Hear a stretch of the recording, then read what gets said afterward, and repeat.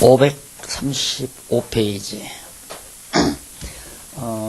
개론칙에는 성도의 거룩한 생활 했는데, 여기 강론집에는 거룩한 생활을 촉구 그랬습니다.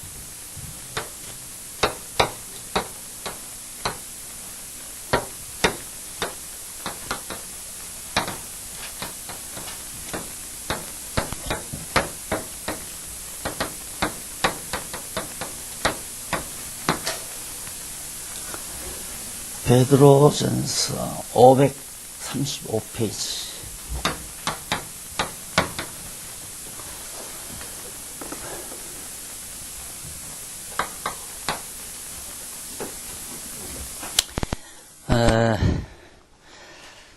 제가 그 개론보다 강론에 나온 주제를 이용해서 정리를 해드리도록 하겠습니다.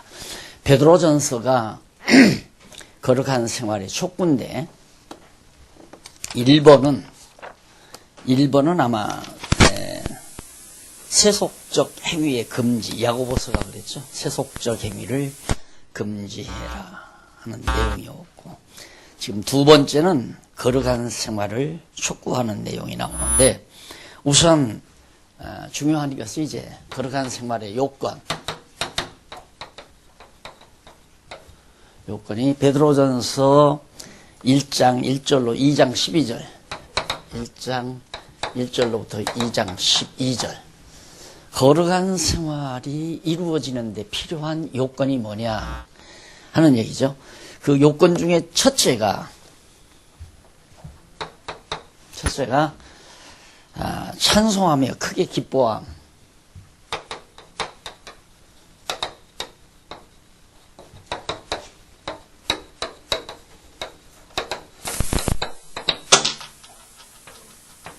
예, 1장 1절로부터 12절까지. 우리가 거룩한 생활을 해가는데, 내가 거룩한 생활을 해가는데 꼭 필수 요건이 뭐냐면, 여호와 찬양이 나와야 한다. 범사에 여호와를 인정하고, 찬송한다는 것은 그만큼 감사의 조건이 이루어졌을 때 찬송하게 되죠. 찬송하다 보면 크게 기쁨이 우리에게 있잖아요. 그래서 성도 생활의 가장 기초가 뭐냐면 항상 기뻐하라. 사도 데살로니가서도 나오죠.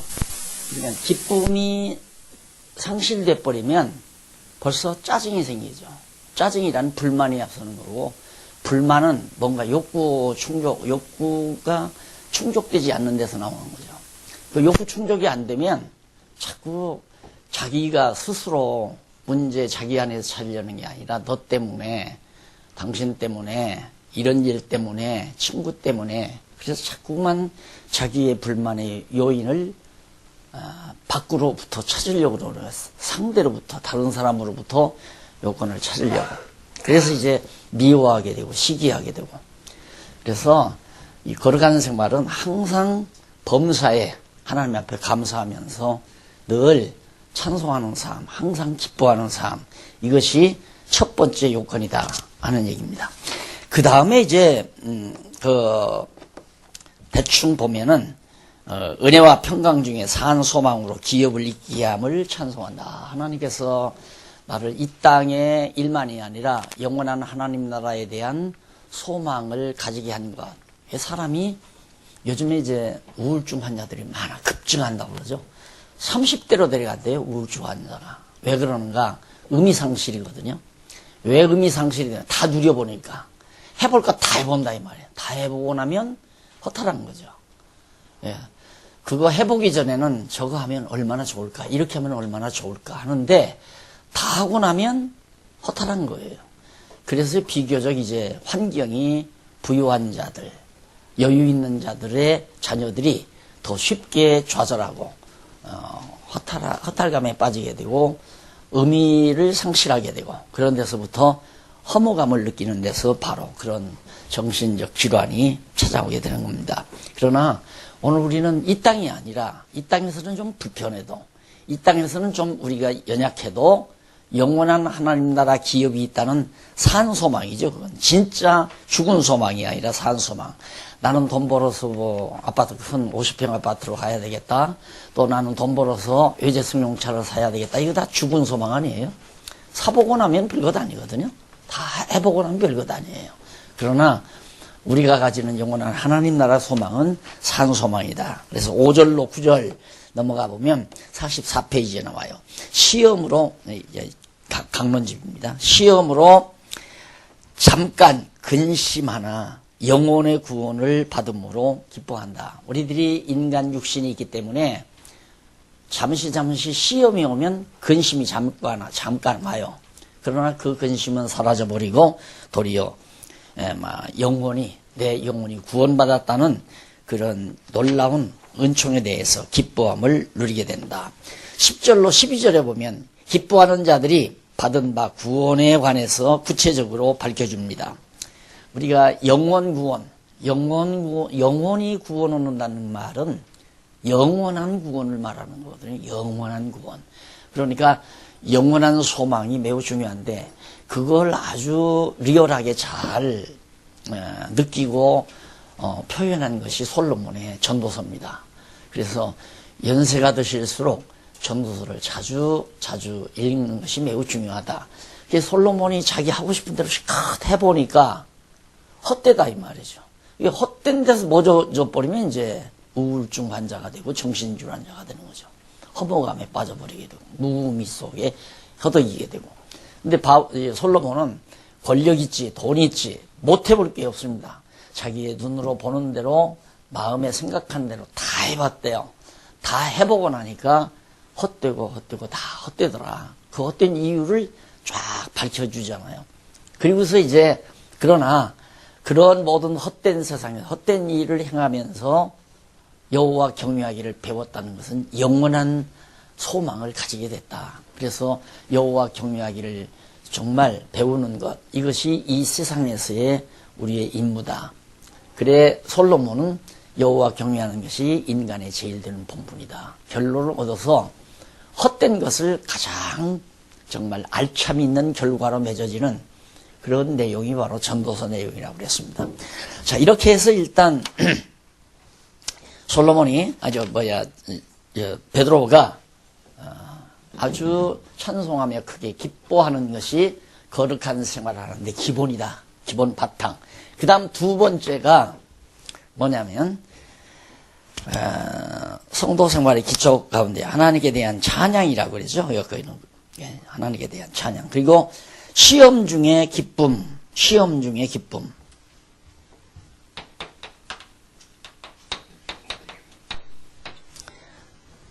시험 중에서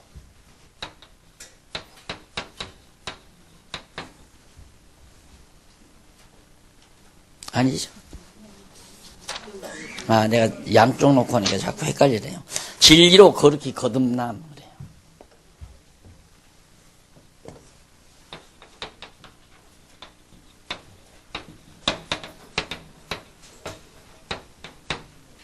거듭남. 이것이 1장 13절로부터 25절까지. 진리로 거룩히 거듭난다. 우리가 거듭난다는 말이 자꾸 막연히 들리지만은 이겁니다. 이게 나예요. 난데 문제는 이게 달라져야 되거든요. 이게 본부니까 내 인생의 나의 본부가 어디냐 여기란 말입니다. 결국은 이 안에 진리가 들어가야 내가 새로워지는 거죠. 가치관도 바뀌어지고 시각도 바뀌어지고 인생관도 달라지고 세계관도 달라지고. 그래서 진리가 내 안에 들어와야 사람이 새롭게 거듭난다. 옛사람 벗어버리고 새사람을 채택하는 이유가. 여기서 딱 보니까 예를 들어 아까 솔로몬이 말한 대로 다 해보니까 이거 별거 아니구나. 다 헛된 거구나. 그리고 진짜 올바른 진리를 깨닫고 나니까 여호와를 경외하는 것이 인간의 제일 되는 본분이다. 이렇게 딱 이 안에 입력이 다 돼버리니까 내 삶이 다 여호와 경외하는 그걸 목적으로 해서 내가 삶을 영위해 가잖아요. 그게 바로 거듭난 생활이라는 얘기입니다. 그래서 진리로 거룩히 거듭난다는 말은 우리가 하나님의 말씀 진리를 깨닫지 못하면 절대 거듭날 수가 없다. 그래서 13절로 17절 보면 근신하여 사욕을 쫓지 말고 거룩한 자가 되라. 근신해라. 여호와 경외하는 마음을 가지고 사사로운 욕심을 쫓아내버려라. 예, 여러분 한번 실제로 살면서 보세요. 잠깐이라도 욕심이 딱 들어오면 그 순간부터 복잡해지죠. 아주 머리가 복잡해지고 마음이 두근거리고 마음이 사분해지고 예, 흐트러져 버리는 겁니다. 예, 마음이 복잡해지기 시작하면 이제 열받게 되고 열받으면 이제 미련해지고 이제 그렇게 되는 거거든요. 그러니까 역시 근신하여 사사로운 욕심을 쫓아가면 안 된다 이거예요. 사사로운 욕심. 그래서 거룩한 자가 되라. 그러니까 이게 완전히 달라지면은 생활의 변화가 온다. 그래서 억지로 내가 아마 정말 육체의 소욕을 내가 억지로 쫓아내는 것이 아니라 깨달은 진리의 말씀이 올바른 가치를 판단하는 가치 판단 기준이 달라지는 거라 이 말이죠. 과거에는 안 믿었을 때는, 믿지 않았을 때, 진리가 내 안에 없었을 때에는 친구들하고 술 마시고 똥땅대면서 춤추고 노는 것이 너무너무 좋았어요. 이쪽 이 육체의 소욕대로 사는 것이. 그런데 완전히 진리로 거룩하게 되어 버리니까 이건 싫어져요 자꾸만. 그러니까 어떤 분들이 그런 분이 있어요. 담배를 죽어도 못 끊었는데 어느 날 갑자기 딱 끊어지더라 이거예요. 그러니까 그만큼 이 두뇌에서 자꾸 담배를 요청하거든요. 담배 냄새도 요청하고 담배의 맛을 요청하고 그러니까 자꾸 피우게 되는 거죠. 그런데 두뇌에서부터 그걸 거절하게 되면, 그래서 예를 들어 담배값에다가 아주 흉측한 그림 같은 걸 그려놓는다고 하잖아요. 담배 끊게 하려고. 그래서 이 담배를 피우게 되면 내 허파가 썩는다. 이런 생각을 하면 뇌에서 벌써 그 정보가 들어가니까 담배 냄새 맡기도 싫고 먹기도 싫고 그런 결과가 나올 수밖에 없는 거죠. 그래서 이 두뇌로 가는 것이 진리를 담고 있는 두뇌가 가치 판단의 심판소 아니에요. 이것이 좋고 이것 나쁘다. 이것이 가치 있고 이것은 무가치하다. 이거 판단하는 심판소가 이 두뇌이기 때문에 그만큼 이 두뇌에 뭘 집어넣고 사느냐가 매우 중요한 것이다. 그래서 진리로 거룩히 거듭나는데 역시 거룩한 생활의 이제 요건이 되지는 것이다. 그래, 진리로 영혼을 깨끗하게 하고 말씀으로 거듭남을 알려준다. 22절로 25절에 나오는 얘기. 진리야만이 하나님의 말씀 진리가 들어가야 우리가 영혼이 깨끗해져요. 내 영혼이. 영혼이 흐려진다는 말은 사욕이 들어오면 영혼이 흐려지거든요. 내가 욕심에 사로잡혀서. 그래서 이렇게 살다가 보면요, 욕심나는 게 참 많잖아요. 인간적으로는. 그걸 절대 누구도 그걸 거부할 수가 없어요. 욕심이 생기는데 어떻게 해요? 남들이 좋은 차 타면 나도 좋은 차 타고 싶고, 남들이 좋은 옷 입으면 좋은 옷 입고 싶고, 남들이 돈 많이 벌면 나도 돈 많이 벌고 싶고, 이건 자연적으로 타락한 인간에게서 나타나는 현상이란 말입니다. 그걸 어떻게 바꾸느냐 이 말이에요. 절대 못 바꿔요. 이걸 바꿔야죠. 그러니까 이걸 바꿔야 하는데 불교 같은 경우는 그것들이 눈에 보이지 않는 산속에 들어가서 수도를 통해서 버리려고 하는 거죠. 수도. 그러니까 깊은 산속에 들어서 안 보고 안 듣고 보고 들으면 자꾸 욕심이 나니까 그래서 그걸 수련이라고 그러잖아요. 수련. 스스로가 자기를 닦으려고. 안 된다 이 말이에요. 그래서 성철 노승이 거짓말이다. 절대 거짓말이다 이 말이. 안 된다 이거죠. 자기가 해보니까 안 되더라. 여전히 인간 마음속에서 모든 욕심이 발동이 되어지니까. 그래서 마지막 세 번째는 신령한 나라로 세워짐.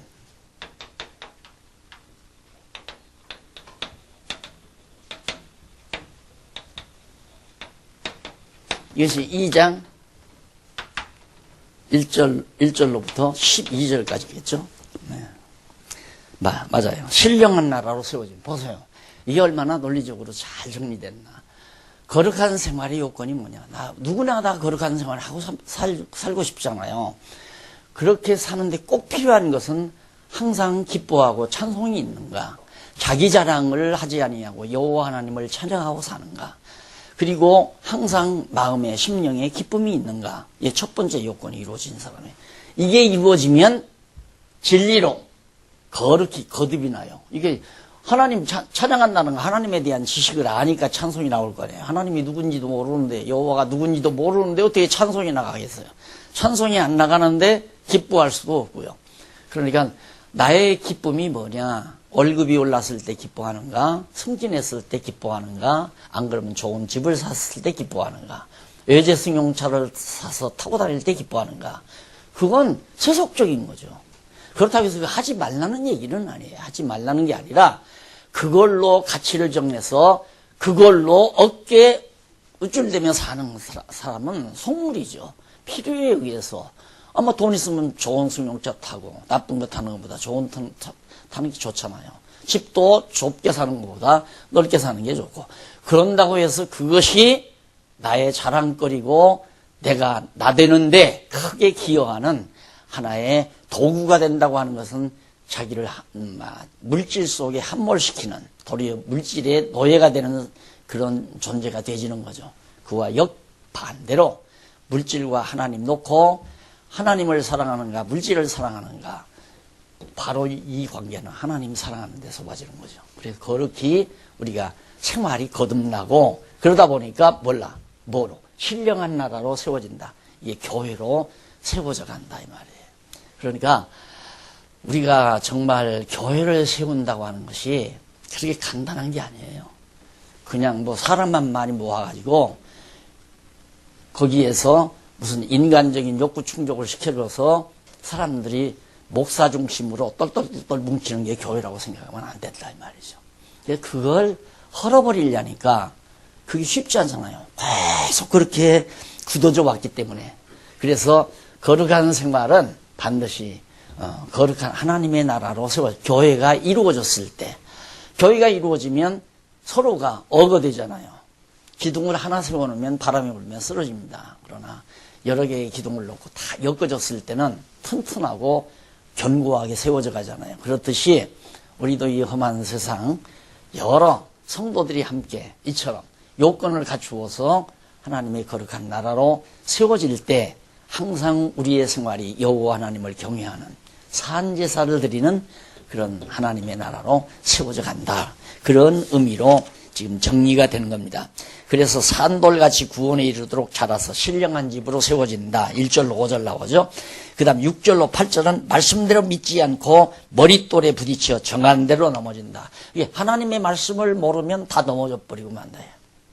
성경 공부 안 하면 안 된다라고 자꾸 강조한 이유가 바로 그런 데서 그러거든요. 성경 공부를 안 하면 이 머릿속에 하나님의 뜻, 이 하나님의 뜻이 이 속에 담기는 것이 아니라 내 뜻이 이 속에 담긴다. 내 뜻이 이 속에 담긴다 이 말입니다. 그러니까 안 되는 거죠. 그래서 하나님의 말씀을 잘 정리해서 내 두뇌 속에 정리해 놨을 때 이렇게 하나님의 신령한 나라로 세워지게 된다. 그 다음 육체의 정욕을 제어해 선행으로 영광을 돌리도록 살아가게 된다. 자, 여기 나오죠. 하나님 나라로 세워지니까 하나님 나라 백성으로, 미국 국민은 미국 국민답게 미국 법을 준수하며 살듯이 우리가 하나님 나라 백성이 되기 때문에 하나님 나라 백성의 나라의 백성으로서 그렇게 생활이 나오게 된다. 그런 얘기예요. 자, 그 다음 이제 후서에 보면, 아니. 후서가 아니라 두 번째. 두 번째가 거룩한 생활의 실제입니다.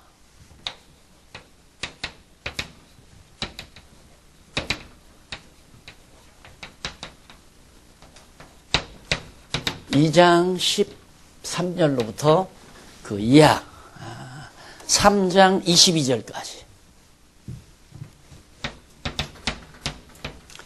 자, 그러면 이런 요건을 갖추어서 거룩한 생활을 해가는 생활의 실제적인 내용이 뭐냐? 어떻게 구체적으로, 이 말은 구체적으로 교회 생활을 어떻게 하느냐? 교회 생활이라는 거 또 이거 생각을 달려야 돼요. 자꾸만 어떤 공간 만들어 놓고 일요일마다 모이는 게 그게 교회라고 생각하면 안 된단 말입니다. 천리밖에 만리밖에 떨어졌더라도 믿는 것과 아는 것이 하나 된, 그래서 서로가 성도의 규제를 하고 신령한 나라로 세워져가는 그 진정한 의미의 거룩한 백성들의 생활의 실제 모습이죠. 그러니까 산지사의 생활이란 말입니다. 예, 실제로. 첫째가,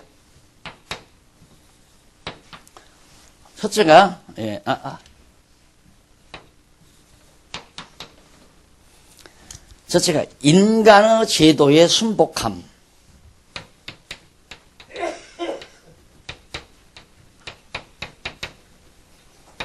순복함. 이게 이제 2장 13절로부터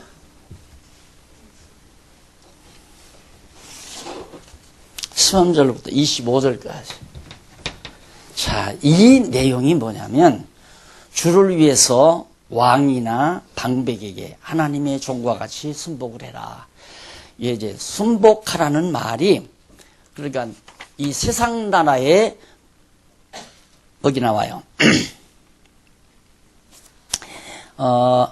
강론지 가지고 계시면 한번 9366페이지 위에서 네 번째 줄 앞에 보면 제도라는 말은 헬라어로 크티시스라는 말을 사용하는데, 이는 창조, 피조물 또는 제도 등의 뜻이고, 순복하되는 헬라어 히포타게레라는 말인데, 이는 제2부정과가 수동태 명령법 2인칭 복수로 예속되라는 의미로 이해됩니다. 베드로는 당시 하나님께서 정하신 뜻을 따라 세우신 로마 제국 치하의 모든 권력과 제도 아래 성도가 예속되어 그리스도를 위해 권력자들의 명령을 순순히 따르므로 이방인들로부터 비난을 받지 않도록 하라고 권고한 것이다. 무슨 얘기냐면, 이 당시에 베드로가 로마 제국주의자들이 지금 완전히 유대인들을 정복하지 않았어요. 그러니까 수동태예요. 하나님께서 너희들 그렇게 로마 제국에 복종당하도록 놔뒀다 이거예요. 어쩔 수가 없는 거예요. 쉽게 말해서 지금 북한에 지금 한 20만이 크리스찬들이 있다고 그러거든요. 지하에서 성경을 보고 지하에서 신앙생활을 한대요. 모여가지고 몰래. 그런데 그 사람들이 공산주의 치하에, 김정은이 시야에 놔뒀잖아요. 그러니까 부역 나오라면 나와야 돼요. 세금 노동 현장에 나오라면 나가고, 그들이 군대 나오라면 군대 나오고. 우리나라에도 보면 그 안식교도들이 군의를 안 가죠. 국가에서 모집하는데 신앙 양심의 자유 때문에 군대 안 간다. 그걸 법에서 그건 인정해 줘야 된다. 종교적인 거니까 인정해 줘야 한다. 그럼 종교인들 젊은 사람들 하나도 군대 안 가면 누가 나라를 지키겠습니까? 그 엉터리 같은 얘기예요. 그러니까 하나님께서는 인간의 제도, 로마 제국이라고 하는 그는 강력한 제도를 하나님께서 필요에 의해서 세워놓은 거예요. 다시 말하면 애굽 제국 바로왕을 하나님이 필요에 의해서 강팍한 바로왕, 강대한 바로왕을 세워놓은 것은 이스라엘 백성들을 400년 동안 종살이 시키기 위한 하나님의 섭리였단 말입니다. 그러니까 이 세상에는 악인들도 세속권세도 하나님의 뜻을 이루기 위해서 다 세워놓은 거란 말이에요. 그러니까 거기에 복종당해라 그 말이에요. 마치 우리가 하나님 나라 백성이라고 해서 공중에 떠서 사는 것처럼 세금도 안 되고 군대도 안 가고 나라에서 하라는 일도 안 하고, 그건 아니다 이거예요. 그러니까 교회는 아직은 세상 나라에 있으니까, 세상 나라 속에 있기 때문에, 그래서 이제 신학자들이 가장 어렵게 느끼는 것이 뭐냐면 정치와 종교 문제입니다. 정치와 종교 문제, 세상 나라 정치와 종교가 어떻게 관계를 형성해야 되느냐. 근데 로만 캐토릭 같은 경우는 교회가 정치를 지배한다고 생각했던 거예요. 그래서 로만 캐토릭이 전 세계 권력을 다 지배하기 위해서 나라들의 황제, 나라들의 왕들을 로마 교황이 임명을 하다시피 했잖아요. 그러니까 교회가 국가를 지배한다고 생각하는 거예요. 그러니까 교회 안에 국가가 국가. 그런가 하면 영국 교회 같은 데는 국가가 교회를 지배해요. 그래서 성공이라고 하는 건 국교 아니에요. 나라의 종교, 국교. 이런 극단적인 방법이 있다 이 말입니다. 그런데 우리 개신교는 어떻게 생각하냐면 국가와 종교. 국가와 종교는 완전 분리한다. 자, 이게 지금 세 가지 형태거든요. 이 세 가지 형태. 그러면 이것이 맞으냐, 이것이 맞으냐, 이것이 맞으냐. 하나의 어떤 원리를 놓고 따지게 되면 지금 개신교는 이게 맞다고 생각하는 거예요. 그러니까 절대 국가가 교회 간섭하지 말라. 그래서 이제 이승만 대통령이 교회에다 세금도 안 물지 않도록 그렇게 만들어 놨던 거란 말입니다. 그런데 점점 종교가 크다가 보니까, 기독교가 크다 보니까 그게 이제 뒤집어지려고 그러잖아요. 그리고 감히 지금 성당 같은 데는 여기 로마 교회 성당 같은 데는 경찰 투입 안 됩니다. 여기에 경찰이 들어온다는 이것도 교회 종교 영역 아니에요? 여기 경찰이 들어오면 안 돼요. 이런 관계에서 간섭하면 안 된다 이 말입니다. 그러면 당연히 종교 문제를 갖다가 국가가 받아가지고 재판을 해도 안 돼요. 종교 자체가 다 해야 한다. 그래서 이런 문제가 신학자들이 도저히 원리적으로 정리가 안 되는 부분이란 말입니다. 그러나 이렇게 원리적으로 어떤 구도가 딱 정해진 것이 아니라 하나님께서 예를 들어서 이렇게 만들어 놓을 때도 있어요. 이런 구도로. 그래서 종교가 막 발전한단 말입니다. 예를 들면 애굽에서 이스라엘 언약 자손들이 막 번창했잖아요. 번창하니까 바로 왕이 막 핍박을 가하잖아요. 왜? 뒤집어질까 봐. 그러다가 이제 내쫓죠. 쫓았는데 때로는 교회가 국가를 지배하게 하는 때도 있어요. 이럴 때 이제 타락이 오는 거란 말입니다. 어디에서 이게 나타났냐면 요한계시록이죠. 오늘 배우겠지만은 음녀라는 게 교회거든요. 쉽게 말해서 신앙지조를 팔아버린 음녀권세, 종교권세란 말입니다. 종교권세가 세상 권세를, 짐승을 타고 놀잖아요. 그러니까 종교 세력이 세상 나라를 지배하고 있다가 나중에는 화가 나니까 반대로 국가가, 세상 나라가, 짐승 권세가 교회를, 음녀 권세를 그냥 업어치기 해서 짓밟아버리고 말잖아요. 그래서 짐승 권세가 완전히 온 세상을 지배하는. 그래, 이것이 고정된 원리가 아니라 하나님께서 때때 따라서 때로는 국가와 종교가 분리되도록 할 때도 있고 그렇게 할 때도 있고 때로는 교회가 국가를 지배하게 할 때도 있고 로마 교회가 한때 지배했잖아요. 전 세계를 지배하다시피. 그런가 하면 때로는 국가가 완전히 종교를 장악하게 만드는 이런 것들이 모두가 하나님을 하나님답게 배워가게 하기 위한 하나님의 섭리이기 때문에 그래서 인간의 제도에 순복할 것이라고 하는 교훈은 원리적인 것보다도 그 시대적 상황에서 베드로가 고민한 내용이다. 그렇게 이해하시면 이거 누가 박사 논문 하나 쓰면 되는데 자, 그 다음 고난을 참는 영혼의 목자와 감독이 된 주인에게 순복하라. 그래, 고난을 참은 영혼의 목자와 감독이 된 주인에게 그러니까 오직 우리의 주인은 예수 그리스도. 그래서 주 안에서 순복하라. 그러니까 세상 나라도 순복하고 죄송합니다. 왕이나 방백에게 하나님의 종과 같이 왜 그러냐면 이것도 하나님의 종이거든요. 다. 애굽도 하나님의 종이었잖아요. 바로도. 그래서 바로가 이스라엘 백성들을 연단시키기 위해서 나가라고 했다가 또 하나님께서 바로의 마음을 움직여서 나가지 못하게 만들고 그냥 하나님의 종 아닌 게 하나도 없어요. 이게 다 하나님의 종이에요. 짐승권세도 하나님의 종, 음녀권세도 하나님의 종. 그러니까 국가는 짐승권세로 생각하시고요. 교회는 종교는 음녀권세로 생각하시면서 이 문제를 잘 정리하시면 하나님께서 그 시대마다 역사에 가신다. 오늘 우리 세대는 종교와 정치가 완전히 분리된 상황에서 이렇게 우리가 신앙생활을 하게 된 겁니다. 그러니까 너무너무 좋은 시대에 우리를 준 거죠. 국가가 종교를, 기독교를 핍박하지 않는. 그러나 이 부분, 국가가 완전히 기독교를 핍박하고 잡아다 쥐고 그랬잖아요. 그래서 이런 상황도 있고 이런 상황도 이런 상황도 있다. 그래서 이런 상황에서 한국교회가 부패하고 타락하게 된 거, 이게 참 한스럽죠.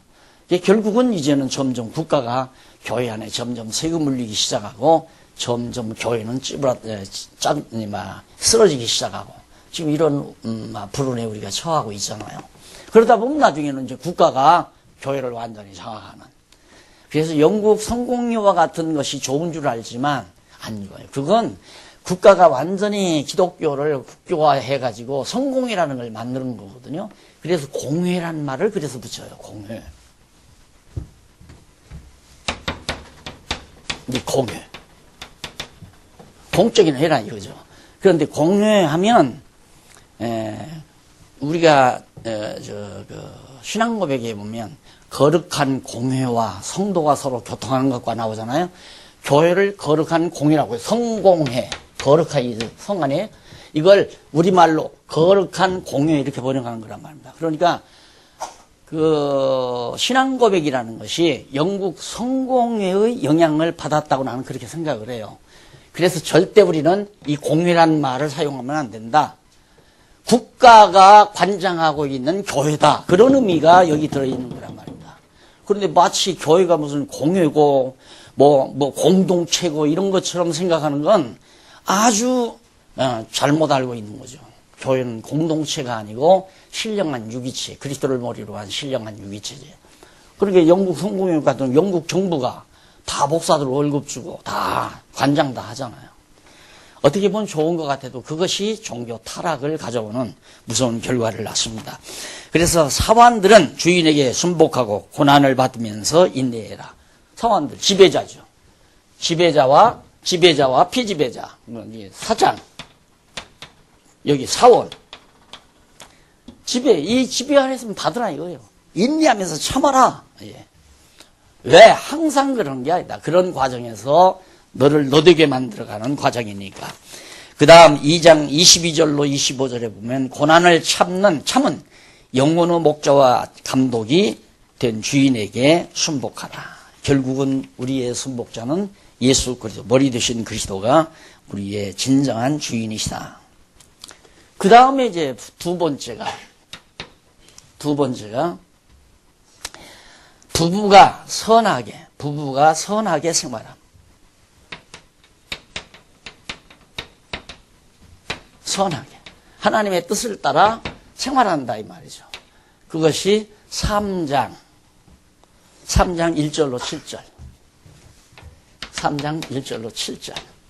이것이 곧 뭐예요? 부부가 선하게 생활한다. 이게 남편과 아내가 하나님의 뜻을 따라 생활한다. 그게 바로 가정교회예요. 가정교회. 그러니까 자 여기서 여건이 갖추는 신령한 나라로 세워지잖아요.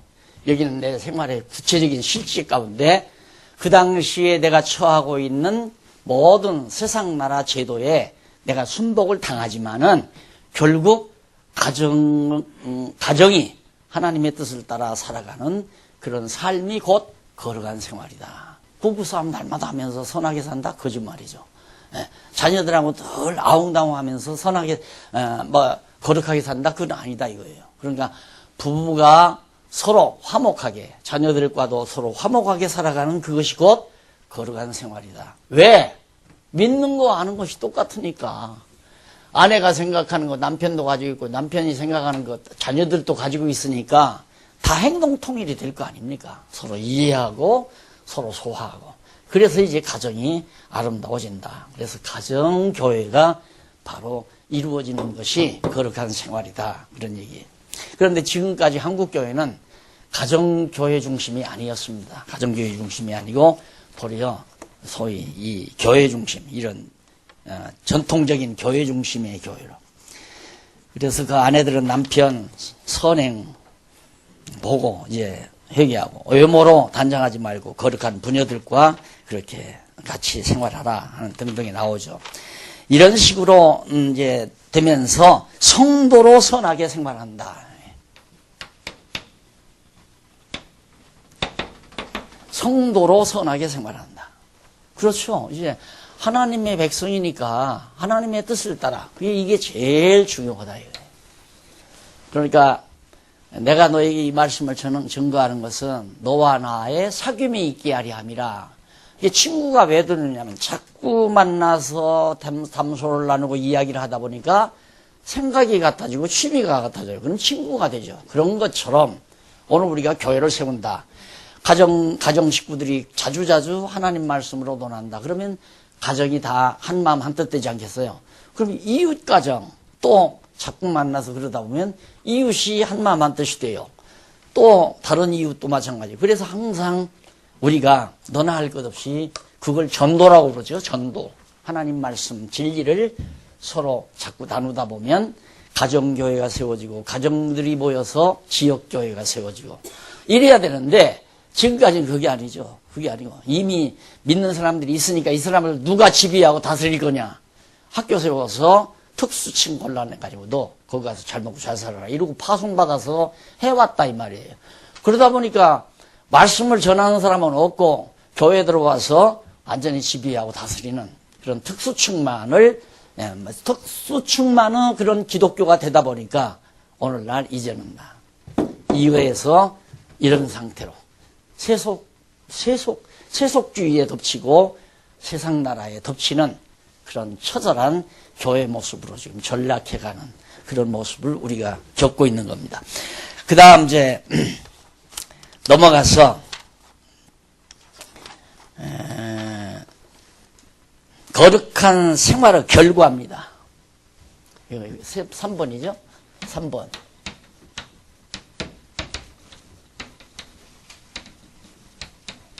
생활의 결과. 이게 4장 1절로부터 5장 14절. 1절로부터 5장 14절. 이거 보세요. 거룩한 생활을 베드로가 촉구를 하는데 베드로가 굉장히 무식한 사람이에요. 불황무식하다고 그러죠. 그런데 어떻게 이렇게 논리적으로 이렇게 말씀을 기록할 수 있을까? 이게 성령의 역사 아니고는 불가능하다는 얘기죠. 배 가지고 갈릴리 호숫가에서 고기나 낚아서 먹던 우리나라는 배 노예다 미음한 사람 아닙니까? 무식한 사람이라 이 말입니다. 옛말로. 그런데 딱 요건을 딱 얘기하고 그 다음 실제를 얘기하고 그렇게 하다 보니까 생활의 결과가 딱 맺어진다. 이렇게 해서 아주 논리 정연하게 나오는 거죠. 논리가 아주 정연하게.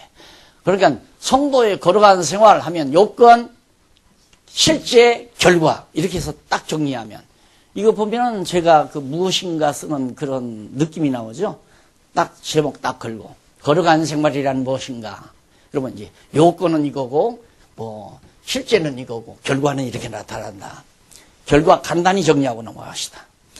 결과 보면 고난을 당하며 봉사한다. 4장 1절로부터 고난당하며. 그러니까 거룩한 생활은 너무도 목표가 뚜렷하고 가치가 너무 분명하니까 고난당해도 상관없어요. 고난을 당해도 봉사하는 걸 멈추지 않는다. 이게 이제 바로 생활의 결과예요. 또 그 다음은 교회로 견고히 세워짐. 이거 똑같은 거예요. 여기 하나님 나라, 신령한 나라 교회 아닙니까? 결국 결과는 너무너무 튼튼하고 견고하게 천하 없어도 흔들리지 아니하고 흩어지지 아니하는 교회로 세워져 나가게 되는 겁니다. 이제 바라기는 정말 지금 진행 중에 있는 우리 기지협이 그런 아름다운 교회, 그런 튼튼한 교회로 서지면 하는 그런 바람을 가지고 늘 기도하고 있지만은 그게 억지로 되는 건 아니잖아요. 이런 과정을 거쳐야 되는 거죠. 이런 과정을 거쳐야 결과적으로 우리 기지협이 어떤 풍랑에도 흔들리거나 요동하지 아니하고 정말 주님의 몸된 교회를 정말 키워가고 세워가고 선한 일에 진력하는 봉사하는 그런 삶이 이루어지기를 간절히 기도하는 마음이 있는 겁니다. 그 다음에 이제 넘어가서 불의한 생활의 경계가 나와요. 불의한 생활의 경계. 이게 이제 2번인데 3번이죠.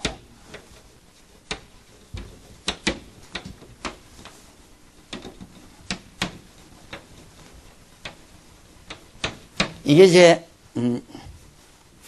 베드로 후서. 자, 거룩한 생활을 촉구하면서 불의한 생활을 경계하는, 불의한 생활은 우리가 경계해야 된다. 거기에서 이제 불의한 생활을 얘기하다 보니까 경건한 생활의 요건이 나와요. 또 여기 요건이.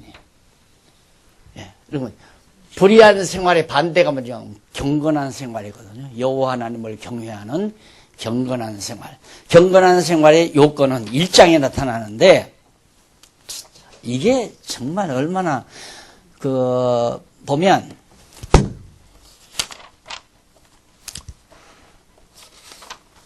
여기 나와요. 불의한 자들을 경계해. 여기는 개론에 그렇게 나왔는데 거기 보면 알기를 힘쓸 것 그랬는데 여기는 강론집에는 제가 요약해서 예수를 알므로 성결하다 이 얘기죠. 예수가 그리스도라는 사실을 알므로 성결, 거룩하고 깨끗한, 거룩히 깨끗한 삶을 살아가게 된다 이 말이죠. 예, 성결. 그러니까 예수를 알므로 성결함. 이것이 바로 불의한 생활을 경계하는 첫 번째 요건이에요. 내가 예수를 알고 있는데, 예수를 그리스도로 알고 있는데 불의한 생활이 내게서 떠나갈 수밖에 없어. 아는 것이 다르니까. 그래서 내가 알고 있는 지식이라는 것이 진리에 대한 정보라는 것이 그만큼 내 몸 전체를 지배해 간다. 그 다음 두 번째는 요건 중에 두 번째는 예언의 진리를 확신함. 여기는 첫 번째가 요건이죠. 요건 첫 번째가 예수 알미고 두 번째가 예언의 진리를 확신함. 진리 확신. 예언의 진리라는 건 성경 전체가 예언의 진리죠. 언약대로 이루시고 예언대로 다 이루어 가시는 거기 때문에 이 성경 진리에 대해서 확신을 딱 가져야 불의한 생활을 경계할 수 있다. 저건 아니야.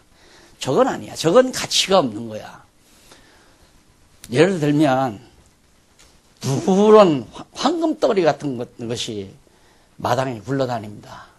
그런데 그게 황금덩어리 덩어리가 아니라 한번 내가 쳐보니까 누런 깡통이 찌그러져서 굴러다니는 거예요. 그럼 나는 저건 깡통 찌그러진 거야. 조금 있으면 녹슬고 형편없는 거야. 거들떠 안 보죠. 그러나 우리 집에 처음 온 분이 예를 들어 나오다가 막 누런 황금덩어리 같은 것이 딱 보인 거예요.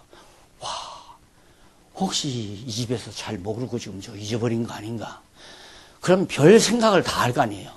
야, 들어가지 말고 저걸 어떻게 땅속에다 묻어놓고 나갈까? 별별 궁리를 다 할 거 아니냐 이거예요. 그러니까 가치 없다고 내가 생각해버리면 관심이 없는 거죠. 점점. 이게 엄청난 가치가 있다고 생각하면 자꾸 거기에 집중하게 되지는 거고요. 저는 얼마 전에 은퇴 앞두고 유럽의 그 초대교회 역사 탐방을 했잖아요. 역사 유적지 탐방을. 야, 그 당시에 교회가 얼마나 융성했던가를 눈으로 볼 수 있어요. 이런 아람들이 기둥을, 그래 소위 이제 성당, 예배당 기둥이죠. 이런 아람들이 기둥들이 전쟁에서 다 망가져가지고 그대로 쓰러진 걸 치우지도 않고 그냥 놨어요. 벽체가 막 얼마나 두꺼운지 이런 식으로. 그런데 참 보는 시각이 다 다르죠. 같이 갔던 목사님은 주여 나로 하여금 이 번영의 시대를 한국에서 다시 한번 재기하게 해 주십시오. 이러면서 기도하는 놈이 있더라고요. 나는 그렇게 본 게 아니라 맞아. 진리를 상실한 교회의 처절한 모습을 내 눈으로 직접 눈으로 보고 왔다 이 말이죠. 그래서 그때부터 이거 화근입니다. 그 말을 한 거예요. 이거 화근입니다. 사람들은 이걸 보고도 눈으로 보는 게 이게 막, 이거 얼마짜리. 그 전에 어느 장로님이, 목사님, 이거, 뭐, 얼마? 막 200억 나가, 200억. 그게 사람을 완전히 어둡게 만들어버린 겁니다. 그래서 교회란 진리예요, 진리. 어디서? 진리에 대한 확신, 예수를 그리스도로 아는 진리에 대한 확신을 우리가 가졌을 때 어느 것이 가치 있고 어느 것이 가치가 없는가를 알 수가 있잖아요. 그래서 진리에 대한 확신과 함께 그 다음 불의의 결과와 실상, 불의한 생활의 결과와 실상에 대해서 이제 여기는 이제 요건이죠. 결과, 실상에 대해서 베드로가 2장에서 밝히는데 불의의 결과를 알려줍니다. 알려주는데 불의의 결과가 거짓 선생들이 주를 부인하고 진리를 회방하다가 멸망당한다, 이런 등등이 나와요. 그 내용은 이제 이다음 강론 시간에 여러분 배우기로 하고 넘어가십시다. 넘어가서 두 번째로 불의의 실상을 알려줍니다. 그리고 불의의 실상, 그 다음 불의의 결과, 이 두 가지를 베드로가 알려주면서 넘어가는데 3장에서 경건한 신앙의 소망, 1번 요건 1번, 결과와 실상 2번, 3번이 뭐냐면 경건한 신앙의 소망.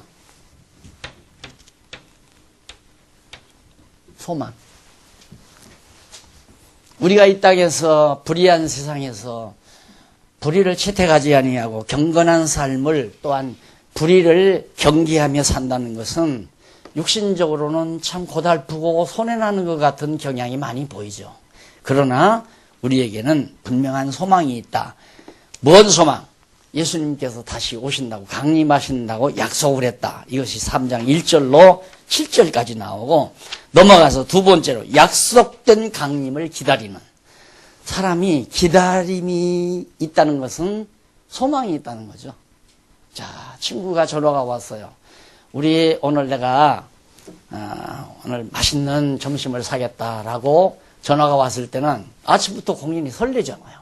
친구를 만나서 식사를 하고 차를 마시고 담소를 한다는 이 소망.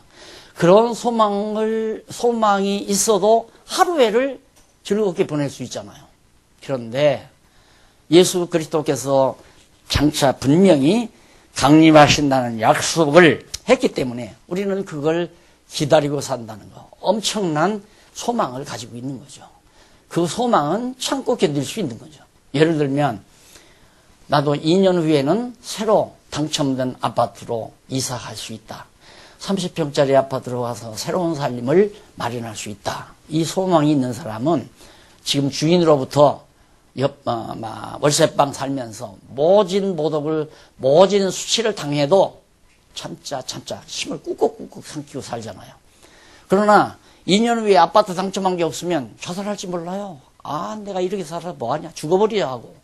그렇게 다르잖아요. 그래서 소망을 가진다는 건 매우 중요하다. 그것도 예수님 다시 오신다는 확실한 소망. 자, 그 다음 이제 넘어가서 요한일서서부터 유다서까지 내용입니다. 그게 이제 제3절 적그리스도에 대한 배격입니다. 적그리스도 배격. 자, 그게 이제 제3절. 지금까지는 세속주의에 대한 배격이죠. 세속주의. 그러니까 세속을 하지 않으려면 거룩한 생활을 촉구하고 불의한 생활을 경계하는 그런 상태에서 지금 이 강의가 나간 거예요. 자, 그러면 이제 제3절 적그리스도에 대한 배격에서 요한일서에서 유다서까지인데, 우선 요한일서는 뭐냐? 그리스도에 대한 확증입니다. 똑같아요. 거기 개론책에 보면 541페이지 나오네요. 그리스도에 대한 확증. 이 그리스도에 대한 확증을 하려면 말씀이신 그리스도인데, 여기는 영원한 생명의 말씀. 예수 그리스도가 누구냐? 영원한 생명의 말씀이다. 그래서 생명의 말씀, 역시 성경과 다 관계가 있죠. 그래서 이게 전부가 다 하나님의 말씀을 아는 것과 믿는 것으로 하나 되는 그런 작업을 통해서 하나님의 나라로, 교회로, 가정교회로, 또한 성도로서 견고하고 튼튼하게 생활이 이루어져 간다. 그런 것이 바로 뭐냐면 거룩한 생활을 해나가는 일이다. 그리고 세속주의를 배격하는 일이고, 그러면 마지막 세 번째는 적그리스도에 대한, 그리스도를 대적하는 자들을 배척하는 일이 나오는데, 우선 그리스도를 배척하는 자들을 알아보려면 그리스도에 대해서 확실히 알아야 되죠. 이 그리스도에 대해서 알려면 그리스도가 누구냐? 말씀이라 이 말이에요. 생명의 말씀. 그래서 영원한 생명의 말씀이신 그리스도를 우리가 아는데, 말씀의 빛으로 나타났다. 1장에 보면, 요한일서에 보면 예수님이 이 땅에 말씀의 빛으로 오셨다. 그러니까 여러분 생명이란 무엇인가 읽어보셨죠? 지난번 다 끝냈고요. 거기 보면 하나님은 이 생명의 기능이 작용하는데, 우리들이 이 땅에 살면서 생명의 기능이 작용하는데 빛이 매우 중요하다고 그러죠. 햇빛이 없는 데는 씨앗이 나지를 않는다. 그런데 예수 그리스도는 누구냐? 피조물 빛이 아니에요. 피조된 빛이 아니라 그냥 원래부터 있었던 생명의 근원이신 하나님이 가지고 계셨던 그 빛이다. 그가 누구냐면 예수님이다 이 말이죠. 그래서 그 빛이 비추라. 광채죠 그건. 첫날에 비춰진 건 빛을 지은 게 아니라 그 빛으로 하여금 비치게 만든 광채를 비춰지게 한 거란 말입니다. 그리고 이제 햇빛은 나중에 피조세계에 유한한 피조물로 하나님이 지어놓은 것이고요. 태양은. 자, 그 다음 이제 빛으로 예수님이 나타났고, 두 번째는 예수님이 빛만이 아니라 말씀의 효능을 알려줍니다. 그러니까 생명의 말씀이신데 로고스죠. 여기 말씀이라는 게 요것인데, 로고스의 효능이 뭐냐? 로고스의 효능은 생명의 역사예요. 그래서 하나님의 말씀을, 로고스를 깨달은 자가 바로 예수의 지체가 돼서 한 몸을 이루고 점점 하나님의 사람으로 살아가는 그런 놀라운 효능을 하나님 말씀 자체가 가지고 있다. 그래서 말씀의 능력, 우리가 처음에 말씀 운동이라고 그랬는데, 말씀의 능력이라는 말과 같은 얘기죠. 말씀이 엄청난 놀라운 능력을 지니고 있다.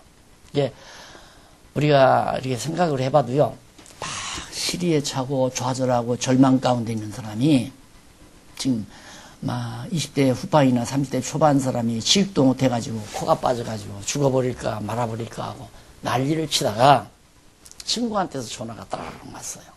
왔는데, 야, 너 요즘 뭐하니? 뭐하기는 뭐해? 아무것도 하는 일 없어. 야, 너 이번에 우리 아버지가 회사를 하나 차렸는데 격리가 필요하대. 그랬네. 너한테 생각이 나서 너한테 전화를 한다 그래. 힘이 어디서 그렇게 솟아날까요? 팍 솟아나가죠. 죽을 마음도 좌절도 절망도 싸우고, 그래 하고 그냥 당장 친구 만나서 자세한 얘기 듣고서 힘이 펄펄 나잖아요. 아니, 직장이 없어가지고 격리자리 하나 놨다는데도 그렇게 엄청난 힘이 솟는데, 인생의 가장 중요한 이 진리가 우리 안에 딱 담겨졌을 때 나오는 그 힘은 어디에도 비교할 수가 없는 거죠. 그 다음 넘어가서 적그리스도의 정체입니다. 적그리스도란 어떻게 생겼느냐? 그래서 적그리스도의 정체가 2장 18절부터 3장까지 소개되는데, 거기 보면 대적자 출현을, 이제 앞으로 예수 그리스도를 대적하는 자들이 나타난다. 그러면서 출현을 알려주고, 그 다음 넘어가서 대적자 신상을 알려줍니다. 이 적그리스도의 신상이 어떤 존재인가를 3장 1절로 12절까지 해서 알려줘요.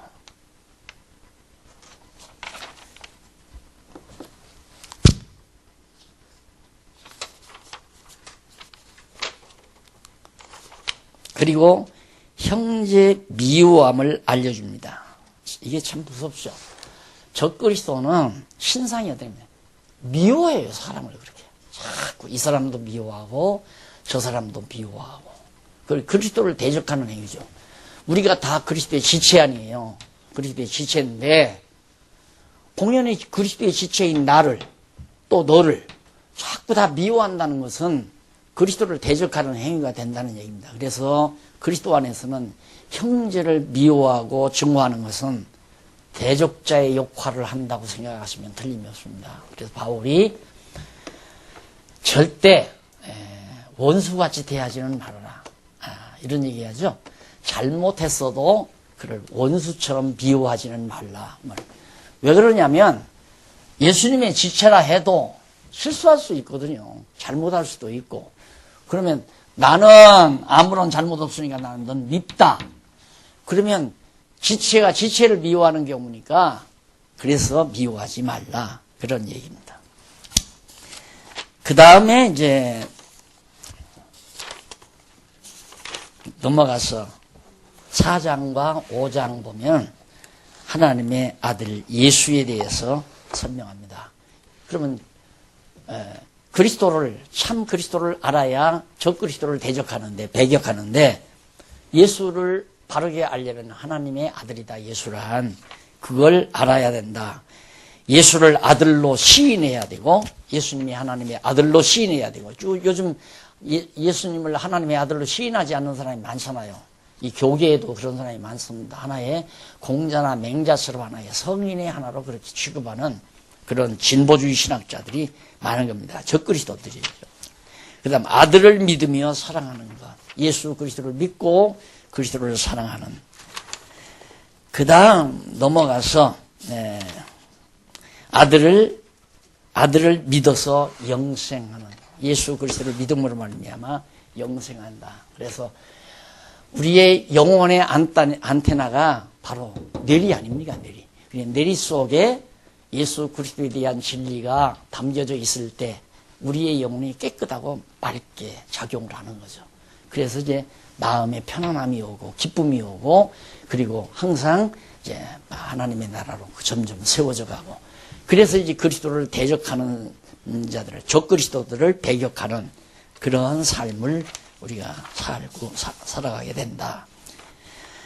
자, 그 다음 적 그리스도 무리를 경계하는 내용이 요한 2서에서 유다서까지 나와요. 차 한잔 하시고 이 부분부터 요한 계시록까지 이끌어 가십시다.